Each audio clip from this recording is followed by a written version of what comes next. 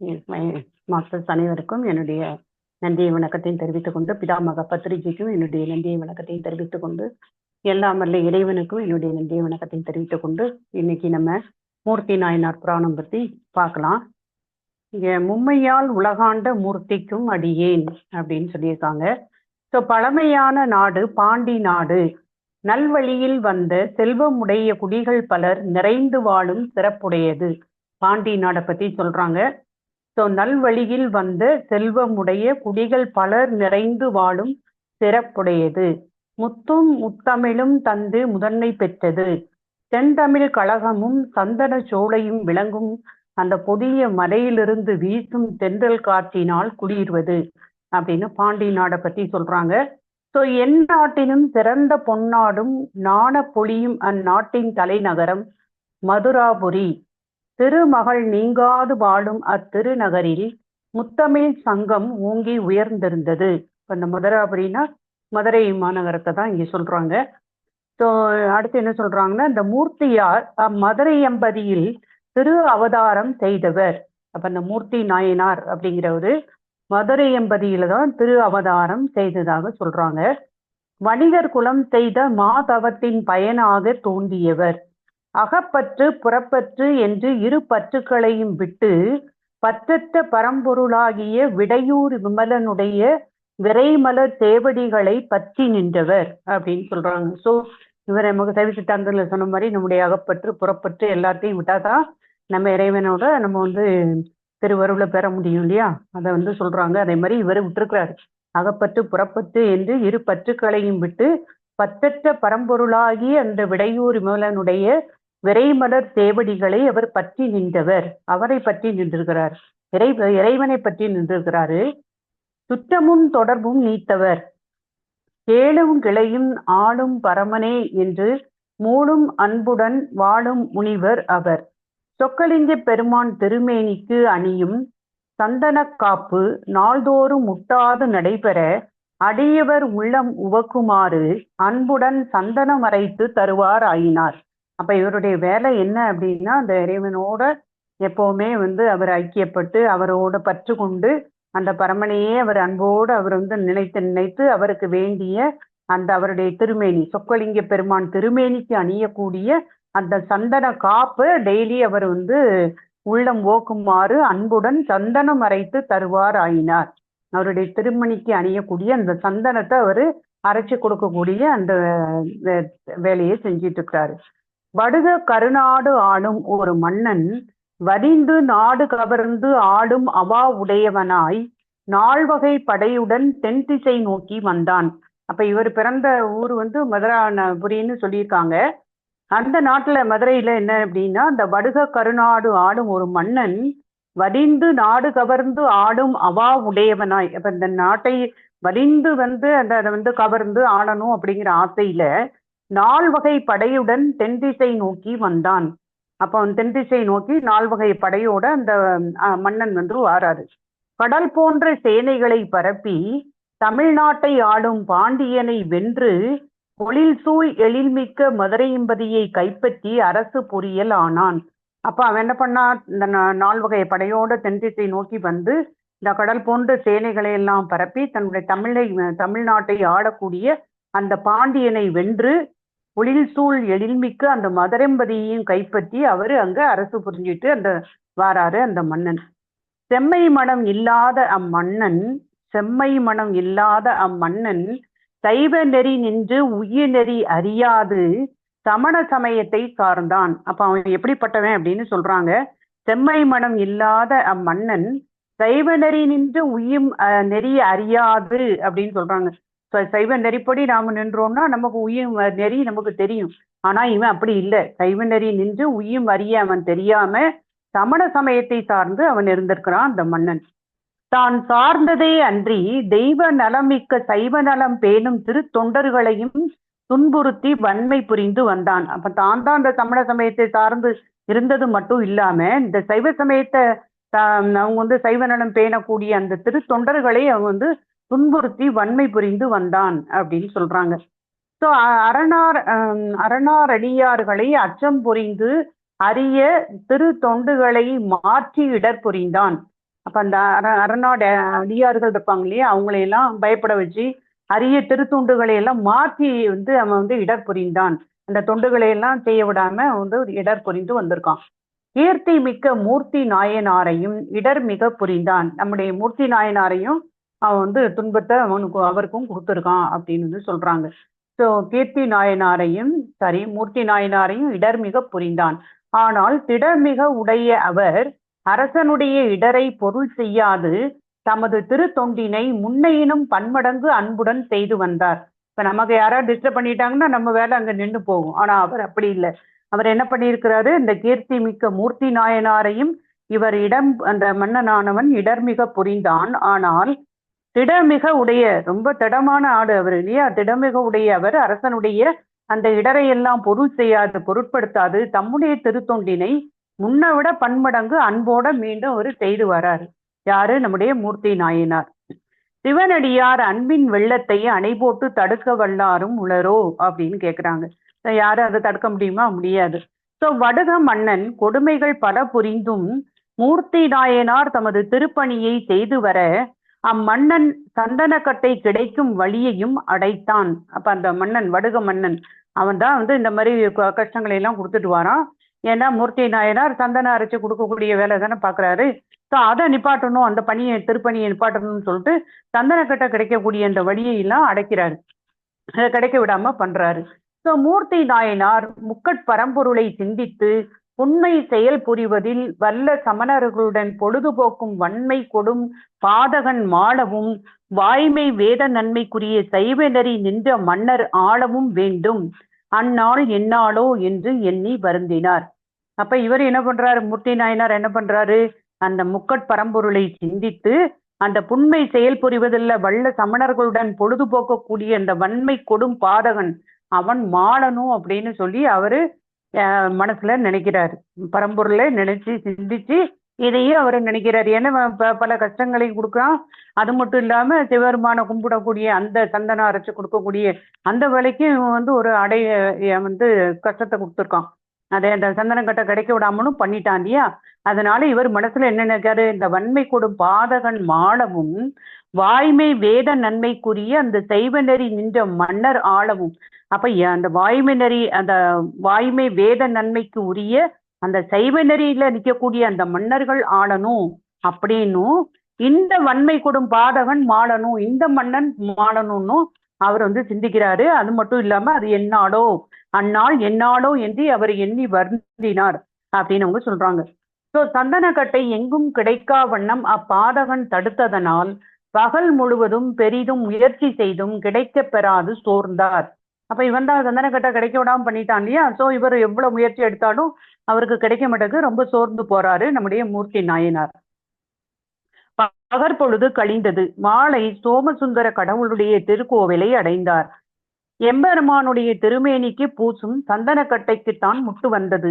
சந்தனத்தை தேய்க்கும் கைக்கு முட்டு வரவில்லையே என்று எண்ணி வட்டமான பாறையில் முழங்கை வைத்து தேய்த்தார். அப்ப இவர் என்ன நினைக்காரு, அந்த இறைவனுக்கு பூசக்கூடிய சந்தன மரக்கட்டையை தான் கிடைக்கிறதுக்கு இவர் தடை பண்ணிட்டாரே ஒழிய அந்த அந்த திருமேனிக்கு பூசக்கூடிய அந்த சந்தனக்கட்டைக்கு தான் முட்டு வந்திருக்கு, அந்த ஒரு தடை வந்திருக்கு. ஆனா சந்தனத்தை தேய்க்கக்கூடிய கைக்கு வந்து எந்த தடையும் வரலன்னு சொல்லிட்டு அவர் என்ன பண்றாரு, சந்தனத்தை தேய்க்கும் அந்த கைக்கு முட்டு வரவில்லையே என்று எண்ணி வட்டமான அந்த பாறையில் முழங்கை வைத்து தேய்த்தார். அவர் முழங்கையை வச்சு இப்படி தேய்க்கிறாரு.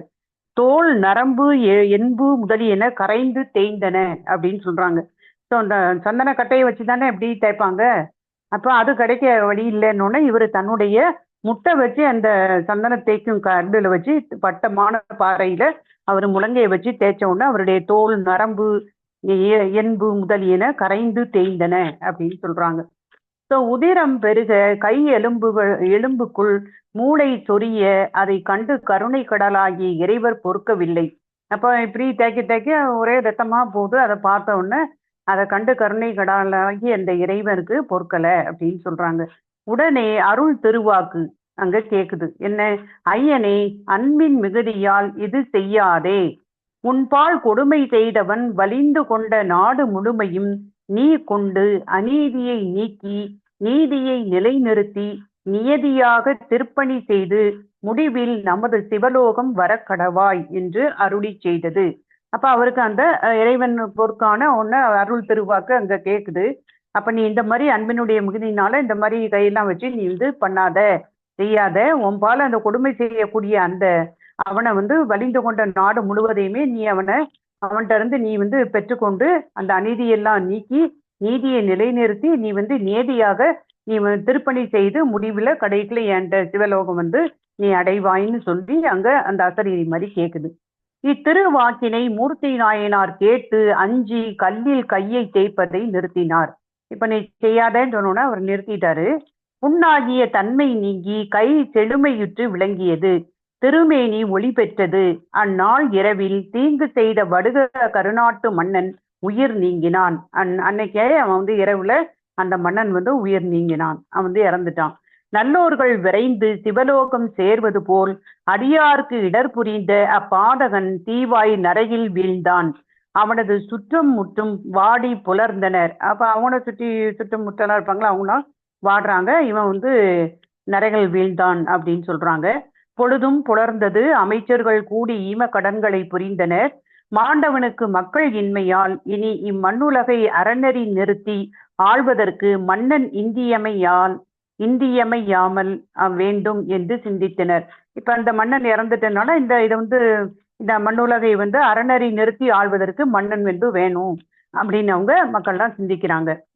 சொக்கேச பெருமானை அர்ச்சனை செய்து வழிபட்டு சிறந்த பட்டமணிந்த நெற்றியை உடைய யானையை நருந்துகிலினால் கண்ணை கட்டி இந்த பூதளத்தை தோல்வழியால் தாங்கி அரசாட்சி புரிவதற்கு ஓர் ஏண்டலை ஏந்தி வருக என்று கூறி விடுத்தனர்.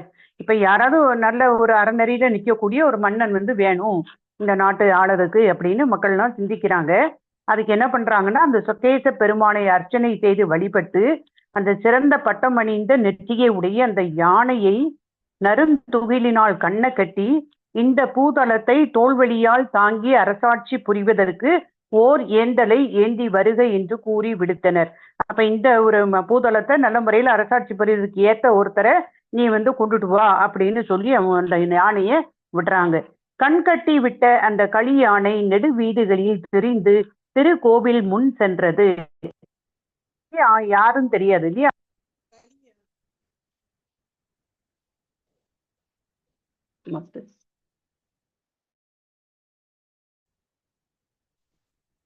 இந்த கண்கட்டி விட்ட அந்த களியானை நெடு வீதிகளில் திரிந்து திருக்கோவில் முன் சென்றது.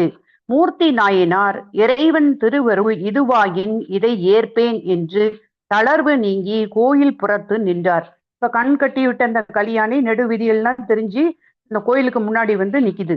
அப்ப அந்த மூர்த்தி நாயனார் என்ன சொல்றாரு, இறைவன் திருவருள் இதுவாயின் இதை நான் ஏற்பேன் அப்படின்னு மூர்த்தி நாயனார் சொல்றாங்க என்று தளர்வு நீங்கி கோயில் புறத்து அவர் நின்றார். யானை அரசு உலகம் செய்த தவத்தால் மூர்த்தி நாயனாரை வணங்கி தும்பிக்கையால் எடுத்து முதுகின் மீது வைத்து கொண்டது. இப்ப நல்ல ஒரு அரசனை இந்த அறநெறியில நிறுத்தி அந்த ஆள்வதற்கு உரிய ஒரு மன்னனை நீ ஏந்திட்டுவான்னு சொல்லி தானே யானையை விட்டுருக்காங்க. இப்போ நம்முடைய மூர்த்தி நாயனாரை பார்த்து அவரை தும்பிக்கையால் எடுத்து முதுகு மேல வச்சுக்கிட்டு யானை வருது. அதை கண்ட அமைச்சர்கள் அவர் அடிமலர் மீது வீழ்ந்து வணங்கி அளவற்ற மகிழ்ச்சியுற்றனர். சங்கங்கள் முழங்கின, தாரகையும் பேரிகையும் ஒலித்தன, வாழ்த்துளி எங்கும் மிகுந்தது. நகரை வலம் சேவித்து சபா மண்டபம் சென்று மூர்த்தி நாயனாரை யானை நின்றும் இறக்கி மணித்தவிசில் ஏற்றினார்கள். வெண்கொற்ற குடை சுழன்றது. மந்திரம் மோதி மறையவர் வேள்வித்தி வளர்த்தனர். தங்க குடங்களில் நீர் நிரப்பி வைத்தனர். சிந்தையில் சிவமே பொருளென்று தெளிவுற்ற மூர்த்தி நாயனார் அமனிருள் நீங்கி சைவ ஒளி ஓங்குமாயின் இந்த அரசை ஏற்று ஆழ்வேன் அப்படின்னு அவர் சொல்றாரு. ஸோ அந்த சமண மதம் தானே அவர் முன்னாடி உள்ள அந்த மன்னர் சமண மதத்துல உள்ளவர். ஸோ இந்த இருள் நீங்கி அந்த சைவ ஒளி ஓங்கும் அப்படின்னா இந்த அரசனா ஏற்று ஆள்றேன் அப்படின்னு சொல்லி மூர்த்தி நாயனார் சொல்றாரு. ஸோ அவ்வாறு அரசாட்சி செய்வேனாயின் திருநேரே அபிடேகமாகவும் உருத்ராக்கமே அணிகலமாகவும் சடைமுடியே மணிமுடியாகவும் இருத்தல் வேண்டும் என்றார். ஏன்னா சாதாரணமா மன்னன் அரசன்னா அப்படி நகையெல்லாம் போட்டிருப்பாங்க, அதுக்குன்னு ஒரு தோரணை இல்லையா, ஆனா இவர் அப்படி இல்லை. என்ன சொல்றாரு? அரசாட்சி நான் செய்வேனாயின் திருநீரே அபிடேகமாகவும் ருத்ராகமே அணிகலமாகவும் சடைமுடியே மணிமுடியாகவும் இருத்தல் வேண்டும் என்றார். அறிவின் சிகரங்களாக விளங்கும் அமைச்சர்கள் அவரை தொழுது தேவரீர் அருள் செய்தபடியே செய்தோம் என்று சடங்குகளை செய்தனர். சரின்னு அவங்க ஒப்புக்கொண்டாங்க. மங்கள ஒளிகள் எங்கும் மல்கின. மூர்த்தி நாயனார் செங்கோல் தாங்கினார்.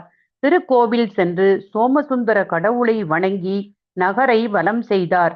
மதி மந்திரிகள் அவர் குறிப்பின் வழி நின்றனர். அருகருடைய இடர் நீங்கியது. திருநீற்று நெறி ஓங்கியது. எங்கும் சைவம் தங்கியது. மூர்த்தி நாயனார் திருநீரு கண்டிகை சடைமுடி என்ற மும்மையால் உலகம் புறந்தார் அப்படின்னு சொல்றாங்க. ஸோ இப்ப அவர் அரசாள்றாரு. இப்ப சைவம் நல்ல சிலை தொங்கி வளர்ந்து இருக்கிறது. அவர் எப்பவுமே நல்ல திருநீர் பட்டை போடுறது, ருத்ராட்சம் போட்டு சடமுடியெல்லாம் மணிமுடியா கட்டி வச்சு அப்படிதான் அவர் இருப்பேன்னு சொல்லி அதுபடியே அவர் இருக்கிறார். ஸோ மாதரை மனத்தாலும் தீண்டாது துறவொழுக்கம் பூண்ட அவர் புலன்களையும் காமாதியாறு அகப்பகைவரையும் புறப்பகைவரையும் வென்று ஆஞ்ஞா சக்கரத்தை நடத்தி மண்ணுயிர்களை தன்னுயிர் போல் இனிது காத்து அரசு புரிந்து வந்தார். இப்ப என்ன சொல்றாங்க? மாதரை மனத்தாலும் தீண்டாது துறவொழுக்கம் பூண்ட அவர் புலன்களையும் காமாதியாறு அகப்பகைவரையும், அவர் ஐம்புலன்களையும் வென்று அதே மாதிரி அகப்பகைவர் நமக்கு தெரியும் இல்லையா, அந்த அரிஷேடு வர்க்கம்னு சொல்லுவாங்கல்ல, அந்த அகப்பகைவரையும் புறப்பகைவரையும் அவர் வென்று ஆஞ்ஞா சக்கரத்தை நடத்தி மண்ணுயிர்களை தன்னுயிர் போல் இனிது காத்து அரசு புரிந்து வந்தார் அப்படின்னு சொல்றாங்க. சோ தமது திருத்தொண்டினையும் இடையராது புரிந்து நெடுநாள் அரசாட்சி செய்து வேத முதலாம் நாதன் பதம் நன்னி இன்புற்றார் அப்படின்னு சொல்றாங்க. சோ தன்னுடைய திருத்தொண்டினையும் இடையராது, அவர் மன்னனா இருந்தும் அவர் திருத்தொண்டினை இடையராது புரிந்து நெடுநாள் அரசாட்சி செய்து வேத முதலாம் நாதன் பதம் நன்னி அவர் இன்புற்றார் அப்படின்னு சொல்றாங்க. சோ தமிழகத்தில் பாண்டி நாடு மிகவும் பழமையானது. பாண்டி நாடே பழம்பதியாக என்பர் மாணிக்க வாசகர். தென்னாடு என்றும் தமிழ்நாடு என்றும் பெயர் பெறும். பூழியர்கோன் தென்னாடு முத்துடைத்து என்ற திருவாக்கினாலும் அறிக. எந்நாட்டுக்கும் பொதுவாக உடைய சிவபரம்பொருள் தென்னாட்டுக்கு சிறப்பாக உடையது. இப்ப தென்னாடுடைய சிவனை போற்றின்னு சொல்றோம் இல்லையா? ஸோ தென்னாட்டுக்கு அவர் மிகவும் சிறப்பாக உடையது. தென்றலும் தென் தமிழும் பிறந்த நாடு அதுவாயின் அதன் பெருமை ஆரே அளக்கற்பாளார் அப்படின்னு என்ற அந்த தெய்வ செக்கிலார் திருவாக்கு எத்துணை இனிமையாக தித்திக்கின்றது என்பதை இங்கு உற்று நோக்குக. அந்த நாட்டின் அமுத மொழியாகிய தமிழை பற்றி அடிகளார் நமக்கு அறிவிக்க எண்ணி மிக மிக விழுமிய செஞ்சொற்களால் எண்ணந்தோறும் உள்ளத்தை கொள்ளை கொள்ளும்படி கூறும் திறத்தை உண்ணுக அப்படின்னு அவங்க சொல்றாங்க. ஸோ அடுத்து என்ன சொல்றாங்கன்னா, அந்த பாண்டி நாட்டின் தலைநகரம் மதுராபுரி. அகிலலோக அன்னை தடாதகை தாய் திரு அவதாரம் செய்ததும் இறைவர் இருந்து அரசு புரிந்ததும் 64 திருவிளையாடல் புரிந்ததும் சங்கமிருந்து தமிழை வளம்படுத்தியதும் மதுரை மாநகரில் எனின் அதன் சிறப்பு இமயமலையினும் உயர்ந்தது அன்றோ அப்படின்னு. ஸோ மதுரையை பற்றியுள்ள சிறப்பு இங்கே சொல்றாங்க. ஸோ பாண்டி நாட்டினுடைய தலைநகரம் மதுரை. அகிலலோக அன்னை தடாதகை தாய் திரு அவதாரம் செய்ததும் அந்த இறைவனே இருந்து அரசு புரிந்தார் இல்லையா, அதையும் சொல்றாங்க. 64 திருவிளையாடல்களையும் அங்கு அவர் புரிந்து சங்கம் இருந்து தமிழை வளம்படுத்தியதும் இந்த மதுரை மாநகரில் அப்படின்னு சொல்லி அதனுடைய சிறப்பை சொல்றாங்க. குலசேகர பாண்டியன் சிவமூர்த்தியின் ஆணையின்படி கடம்பவனத்தில் முளைத்தெழுந்த அந்த சொக்கலிங்கத்தை கண்டு காடெறிந்து திருநகரம் கொண்டான். அந்த முன்னாடி நம்ம திருவிளையாட புராணத்துல கேட்டுப்போம். இது குலசேகர பாண்டியன் இந்த சிவமூர்த்தியினுடைய ஆணையின்படிதான் அந்த கடம்பவனம், முன்னாடி அது வனமாக இருந்தது, கடம்பவனம்னு சொல்லுவாங்க. அதை அங்க முளைத்திருந்த அந்த சொக்கலிங்கத்தை கண்டு அப்புறம் தான் அந்த காடறிந்து அது நகரமாக இது திரும்ப அமைக்கப்பட்டது அப்படின்னு சொல்றாங்க. ஸோ அப்போது சிவபெருமானது திருமுடியில் உள்ள அந்த பிறை சந்திரனது மதுவை, அதாவது அமுதத்தை தெளித்து தூய்மை செய்த காரணத்தால் மதுரை என பெயர் பெற்றது. அப்ப அந்த கடம்ப வனம் எல்லாமே அழித்துட்டு இங்க திருநகரத்தை அங்க உண்டாக்கியிருக்காங்க. அப்போது சிவபெருமானது திருமுடியில் உள்ள அந்த பிறை சந்திரனுடைய அந்த மதுவை அல்லது அமுதத்தை அங்க தெளிச்சு அந்த தூய்மை செய்ததுனால அந்த நகரத்துக்கு பேரு மதுரை அப்படின்னு பெயர் பெற்றதாக சொல்றாங்க. ஸோ 63 நாயன்மார்களுள் துறவர நெறி நின்று வீடு பேறு பெற்றவர் இருவர் அப்படின்னு சொல்றாங்க. 63 நாயன்மார்கள்ல துறவரி நின்று, அதாவது துறவரம் பூண்டு நின்று அவங்க வீடு பேர் பெற்றவங்க 2 பேராம். ஒண்ணு அப்பர், இன்னொன்னு இந்த மூர்த்தி நாயனார். இந்த 2 பேரை சொல்றாங்க. மூர்த்தியார் வணிக குலத்தில் வந்த மாதவ ஞானி, பற்று அற்ற பரம தவராஜ சீலர், பற்றற்றவர்க்கே பரமனது கருணை எளிதில் உண்டாகும்.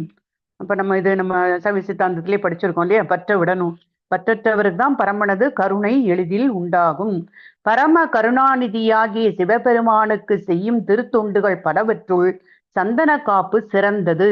அது திருமேனியில் பொருந்தி அத்திருமேனியை குளிர்விக்கும் காரணமாக உலகில் உள்ள எல்லா உயிர்களையும் குளிர்விப்பது அப்படின்னு அதுக்கு அர்த்தம் சொல்றாங்க. அப்ப எல்லா பரமனுக்குன்னு சொல்லி சிவபெருமானுக்குன்னு செய்யக்கூடிய தொண்டுகள் எல்லாவற்றிலும் அந்த சந்தன காப்பு அவரு பண்ணுவார் இல்லையா, அந்த இது வந்து ரொம்ப சிறப்பானது. ஏன்னா அது திருமேனியில பொருந்தி திருமேனியை குளிர்விக்கக்கூடிய காரணத்தினால அப்படின்னு சொல்றாங்க. அதை எதை காட்டுதுன்னா அந்த உலகில் உள்ள எல்லா உயிர்களையும் குளிர்விப்பது அப்படின்னு சொல்றாங்க. ஸோ கஸ்தூரி, கோரோஜனம், குங்குமப்பூ, பச்சை கற்பூரம் முதலிய நறுமண பொருட்களை கூட்டி சந்தன காப்பு இறைவருக்கு ஒரு முறை செய்தவர் தேவ வருடத்தில் கோடி வருடம் சிவலோகத்தில் இன்புற்று இருப்பர் அப்படின்னு சொல்றாங்க. ஸோ அப்போ சந்தன காப்பு இறைவருக்கு ஒரு முறை செஞ்சவங்க தேவ வருடத்தில் கோடி வருடம் சிவலோகத்தில் இன்புற்று இருப்பர் அப்படின்னு சொல்றாங்க. ஸோ மூர்த்தி நாயனார் இத்திருத்தொண்டினை இடையராது செய்து சிவபதம் பெற்றார். திருத்தொண்டிற்கு உரிய சாதனங்கள் நிரம்ப கிடைக்கும் போது அதை செய்வது எளிது, கிடையாத போது அரிது முயன்று தேடி செய்வதே அன்பினுடைய திறம். ஐப்பசி மாதம் அடைமழையில் ஆற்றோரத்தில் தண்ணீர் பந்தல் வைப்பதில் என்ன அருமை உள்ளது? கோடை காலத்தில் தண்ணீர் கிடைக்காத இடத்தில் தண்ணீர் பந்தல் வைப்பதே சாலவும் சிறந்த புண்ணியமாகும். தான் மன்னவராகி நின்ற போதும் இத்திருத்தொண்டு புரிந்தார் அப்படின்னு. இப்ப ஒரு வேலை செஞ்சோன்னா இன்னொரு வேலை நம்மளால செய்ய முடியல, ஆனா அவரு ஒரு மன்னராகி இருந்து கொண்டே இந்த சிவத்தொண்டை விடாமல் அவர் புரிஞ்சு வந்திருக்கிறாரு அப்படின்னு சொல்றாங்க. சோ மண்ணாசை கொண்ட வடுக கருநாட்டு மன்னன் பாண்டியனை வென்று மதுரையை கைப்பற்றி கொடுங்கோன்மையுடன் சமண சமயம் சார்ந்து சைவர்களையும் சைவ சமய திருநெறிகளையும் மாற்றி இடர்பல செய்தான். அவன் இவருடைய சந்தன காப்புக்கு சந்தனக்கட்டை எங்கும் கிடையாத வண்ணம் தடுத்தான். அப்பெரிய இடையூற்றுக்கு இடையில் இவர் தளராது திருத்தொண்டினை விடாது புரிந்தார். மன்னன் கொடுமையால் சந்தனக்கட்டை பகல் முழுவதும் தேடி கிடைக்காது ஒழிய மாலை கோவிலில் சென்று சந்தனத்தை தேய்க்கும் அந்த கைக்கு தடையில்லை என்று கல்லில் எலும்பு தேய்கின்ற வரை கையை தேய்த்தார். என்னே இவருடைய அன்பின் திறம், உறுதியினுடைய இறுதி, அறுதியில்லாத ஊக்கம், இந்த அன்பின் முதிர்ச்சியில் இறைவனுடைய கருணை வெளிப்பட்டது, அவனுடைய அன்பினுடைய திறம் வெளிப்பட்டதுங்கிறாங்க. சோ அடுத்து என்ன சொல்றாங்கன்னா, இந்த சமண சமயம் சார்ந்த மன்னன் நடுநிலை தவறினான். அவரவர் சமயத்துள் நின்று அவரவர் தத்தங்கடமையும் செய்வதே மன்னனுடைய நீதிமுறை. ஒரு மன்னன் இருந்தானா அவருடைய நீதிமுறை என்ன அப்படின்னா என்ன சொல்றாங்க, அவரவர் சமயத்துள் நின்று அவரவர் தத்தங்கடமையை செய்வதே அது மன்னனுடைய நீதிமுறை. அதை கைவிட்ட கண்டகன் பல அடியாருக்கு அவன் இடர் புரிந்தான்.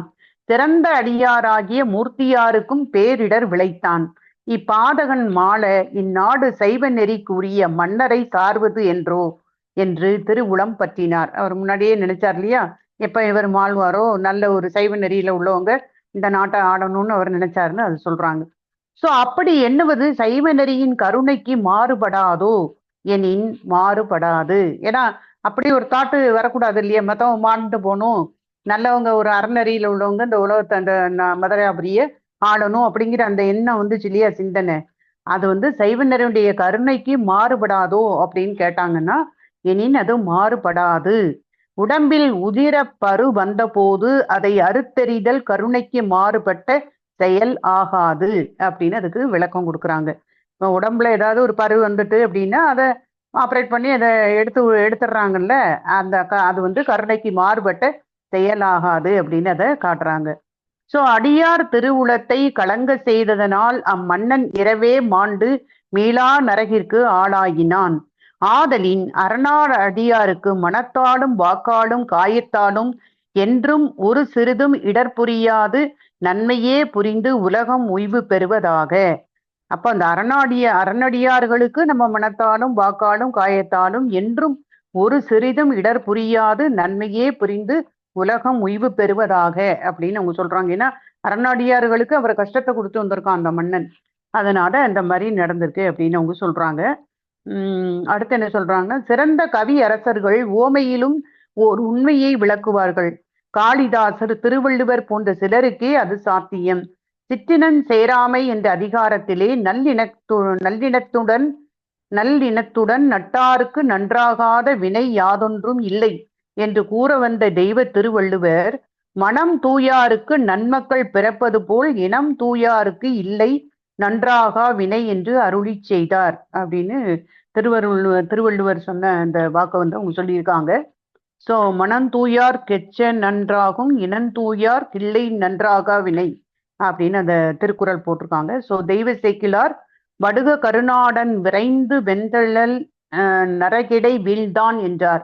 அது எது போல் அப்படின்னா, அடியாருக்கு நன்று செய்த நல்லோர் விரைந்து சிவலோகம் சேர்வது போல் என்று அறிக என்று கூறும் ஓமை சுவையினுடைய அழகுதான் என்னை அப்படின்னு அதை வந்து ஓமை காட்டியிருக்காங்க. இந்த அடியார்கள் எப்படி வந்து நரநரியில நின்று நம்ம வந்து நல்லோர் விரைந்து அவங்க எப்படி சிவலோகத்தை போய் அடைதாங்களோ, அதே மாதிரி இந்த வடுக கருணாடன் வந்து விரைந்து வெண்தழல் நரகத்துல போய் அவன் வீழ்ந்தான் அப்படின்னு சொல்லி அதுக்கு ஓமை காட்டுங்க. அவன் கெட்டது செஞ்சான், ஸோ நரகத்துல போய் இந்த மாதிரி வீழ்ந்தான்னு சொல்றாங்க. ஸோ மன்னனை இன்றி மண்ணுயிர் வாழ மாட்டா, நெல்லும் உயிரந்தே நீரும் உயிரந்தே மன்னன் உயிர்த்தே மலர்தலை உலகம் என்பது புறநானூறு. மன்னன் இல்லாத உலகம் உயிரில்லாத உடம்புக்கு நிகர் என்ற அந்த அடிகள் கருத்தை உண்ணி உளம்கொள் மகிழ்க அப்படின்னு சொல்றாங்க. ஸோ மன்னனுடைய முக்கியத்துவத்தை இங்க சொல்றாங்க. மூர்த்தி நாயனார் இவ்வரச போகத்தை விரும்பினார் இல்லை. இந்த அரச போகத்தை அவர் விரும்பல. கேடும் ஆக்கமும் கெட்ட தெரிவினார் ஓடும் செம்பொன்னும் ஒக்கவே நோக்குவார் அப்படின்னு. இப்ப நமக்கு தெரியும் இல்லையா, ஞானிகள் அப்படித்தானே இருப்பாங்க. நான் செம்பொன்னும் ஓடும் அவங்களுக்கு ஒண்ணுதான் இல்லையா. அதே மாதிரி கேடும் ஆக்கமும் கெட்ட திருவினார் ஓடும் செம்பொன்னும் ஒக்கவே நோக்குவார் அறநடியார்கள். ஈசன் பணியின்றி தேசமாடும் திருவை அவர் வெறுத்தார் அப்படின்னு. அவர் வந்து வெறுத்தவர் அப்படின்னு சொல்றாங்க.